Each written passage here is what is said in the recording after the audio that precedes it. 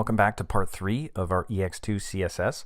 This is as far as we got last time. We kind of worked on the spacing, we put a border, we put some colors on the backgrounds, and now we want to start digging into some of the details. And one of the details I want to deal with first is going to be the fonts, because I actually want to make the default font sans serif, because everything's serif like a Times right now, a Times New Roman. And we're going to change that, although I do want this to be a serif font, but I'm going to make everything a sans serif, and then I'll go back and make our H1 a serif font.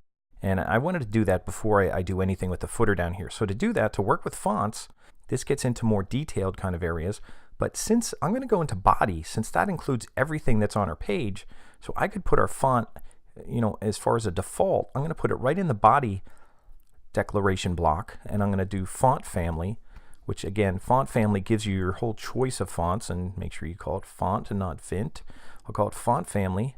And my first choice I'm going to use, and I'm going to use something very generic, I'm going to use Calibri, which is a kind of an office font that's popular.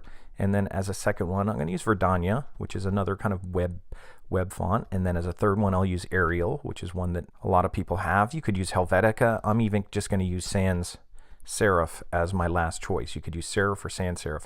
And because there's a dash there, you don't need quotes around it. If it's two words and there's a space, you need quotes around your font. And I'm not sure why Calibri's coming up in white and that one's coming up in blue right now. I think I have it spelled right. I think that's all I need right now, and we could see. If it doesn't have Calibri, it'll move on to the next one, Verdana, but that looks like Calibri, so that looks okay.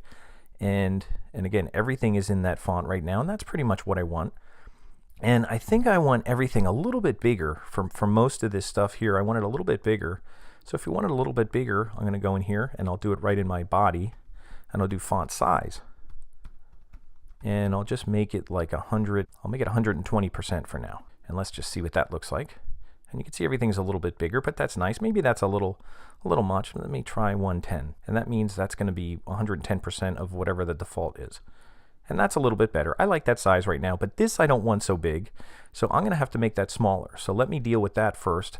So let's pick out kind of this H1 font and change that, and let's pick out the footer one and change that, but let's do the easier one first. Let's go to this heading here, which is an H1. So we do have an H1, and it's the only H1 on the page. So here it is, and we actually want to make that a Georgia font, and we might want to change the color. We might actually want to use the same color that we use for a border, to use some consistency. So as we're moving down here, I'm just going to make a selector for H1. Now we only have one H1 on the page. If you wanted to make sure it was only the H1 inside of main, you could do this. You could do main space H1. That means only the H1 inside of main. Now it doesn't matter right now because that's the only H1 we have on the page, but I'll leave it like that just so you know that that's kind of indicating the parent-child relationship, that it's H1 inside of main. And all I want to do here is take font family, and I'll just copy this. Why retype stuff if you don't have to? And I'll paste this in here. And I'll make my first one Georgia because it really has a nice bold on it. And I don't have to put bold because H1 is automatically bold. So I don't have to put bold. I'll put Cambria. That's another office, kind of the counterpart to Calibri in the serif. And then I'll put Times New Roman. Now because you have three words here, you have to put quotes around here. So I'll put quotes around Times New Roman. And then at the end, I'll just make this serif. And I didn't put a quote there. Now these do have commas in them when you're using these fonts. Some things you don't have when you have multiple properties. They don't have commas, but when you're listing a series of things like fonts, you do put commas in them. So let's see, make sure that looks good. And that's the Georgia. And I just want to change the color of the Georgia. So to change the color of that, I'm going to use and this is one thing kind of confuses people, but it's just color. It's not font color. It's not text color. It's just color. So I'm going to use color. And then for color, I'm actually going to choose the one I use for that border. So wherever that border is, it's this one here. I'm just going to copy my border color and just put it right in there. And it should be kind of a dark putty color. And I'll check it out. And that's kind of what I want. That looks all right. That's kind of what I wanted. Again, I'm trying to just pull colors from my image here. And that's okay right now. And then I just want to deal with my footer. So I'm going to make a selector for my footer because there's a couple things I want to do for footer. So remember, that's an HTML element, so you don't have to put any pound sign or dots in front of it. We're going to make footer. And what do we want to do with footer? I want to put some space in front of it, or above it I should say, space on the top. I actually might want to align it to the right. And because there's padding, I might want to put right padding. I might not want to have it go right to the edge, but we'll see how that looks. And then I also am going to make it the same background color as the HTML because I want it to look like it's kind of outside this body area or this main area. Now it is outside the main area, but it's in the body, and that's why it's picking up the white. So we're just going to give it the same color as this. So we're going to do a couple things here. I'm actually going to make the font size smaller first. And now because we made the default font size 110, if we go 100, and I just want to double check just to show you, that shouldn't change the size. Notice it doesn't look any different. That's because with body, we made the default 110.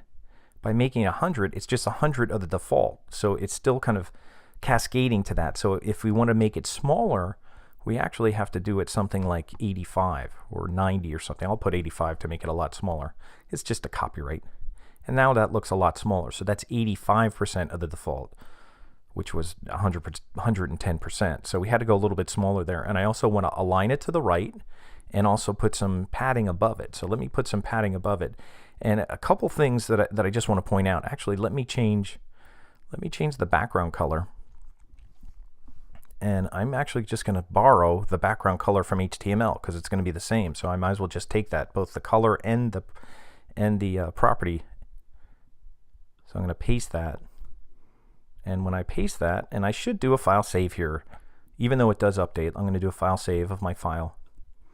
And you can see what that does. Now it blends in nice. Now I want some space above that. Now I just want to point out something, because sometimes we could do margin top or we could do padding top, and sometimes it doesn't matter. But let me just put margin top. That puts space outside the element. And I'll just do like 8 pixels margin top. And let's see what that does. And you can see what that does. It puts white there. Because it's putting space outside of the element, it doesn't include the background color. It's putting the body, so it's a buffer on the outside of where it has a background color. So in this case, you need to use padding. So I'll change this to be padding top. And because that'll include space within the element, within the footer element, now it includes that, the extra spaces within it. Think of it like inside of an Excel cell or a table cell. It's putting padding inside that cell rather than outside of the cell. So, and then if you want to align it to the right, you could use something called text align. And I'll put that in here too. I'll do text align. And the value is just going to be right. And it'll align it over there. And I could move it over to where the padding's going to be, but I think that's okay right now. So I'm going to leave that there for now, my copyright. And then what I'm going to do is I'm going to deal with my spacing in here a little bit, because I have some things to deal with. I have paragraphs to deal with. I have 2 paragraphs, and I have my lists. So let me deal with the lists first, because there's kind of 2 lists, and that's where most of the copy is. What I'm going to do, and I'm just going to try this out, and I'll do it before I get to the footer, because footer's kind of the last thing. I'm going to put properties for the OL and a comma, and then for the UL, because remember, we have unordered list, which is the bullet one, and then we have ordered list. There's our ordered list, and we have an unordered list. Now it's messed up right now because it's picking up something weird. Oh, it's going with footer right now because I didn't finish that off. So I'm going to make sure I finish off my brackets there, and it's saying rule is empty, which it is. We don't have anything in our CSS right now. So what are we going to put in there? Let's just try this. Let's just do a margin left and just move both lists over. And don't even mess with the padding. Don't even mess with the indents or anything. We're just going to do margin left, and we'll just move both lists over. And I'm going to move them over like 40 pixels. And make sure you have your semicolon. See what that looks like. And that's actually pretty good. Actually, it almost goes over. It actually it's like almost like a 1/4 inch. I might even go actually that's good. That's perfect for what I want right now. So 40 is good. So that's a nice little indent. Now we also want to space things out, and I actually want to do a space above each paragraph. The some recent shows, I want a space above that, and I want a space above the some things. So then I'm going to have to target my paragraphs that are here. So I'm going to go and target my paragraphs. Now they're going to be the main. So I think I'm going to target main paragraphs, just like I did with H1. You don't have to do that, but I think I'm going to do that just to kind of be consistent, because then I can see that this is all the stuff in main. And then if I had any other paragraphs, even down in the footer, because the footer I think is a paragraph, so that way it doesn't include that one. So if I include the main here, it's only the paragraphs that are in main.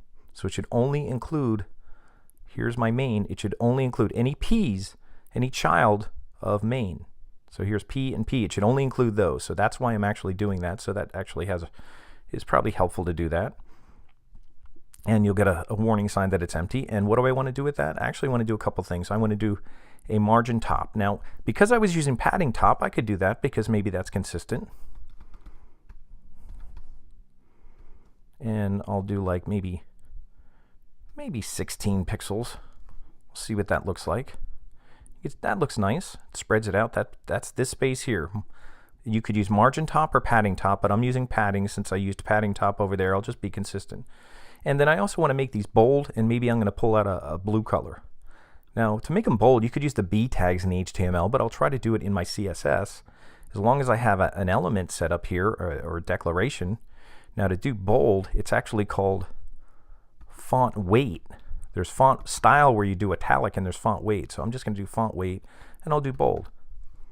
And that looks pretty good. Matter of fact, I think on the sample I had it blue. I think I'm going to leave it black because it kind of pulls out the black from the trees. So I'm going to leave it like that. I could even make it, if you wanted a little bigger, you know, you could go in here, because the default is 110. You know, you could make it a little bit bigger. Let me just see what happens here. If we do font size, here's font size. And let's see, if we did 110, because you're thinking, oh, 10% bigger. If we did 110, let's see if that changes. And that does. So that changes a little bit. If we did 100%, nothing would change. But since we did 110, that's a little bit bigger. So that's a little bit bigger than default. So that looks okay. I like that. So that looks good. What else do we have to do in here? I think that might be it. Yeah, that looks good.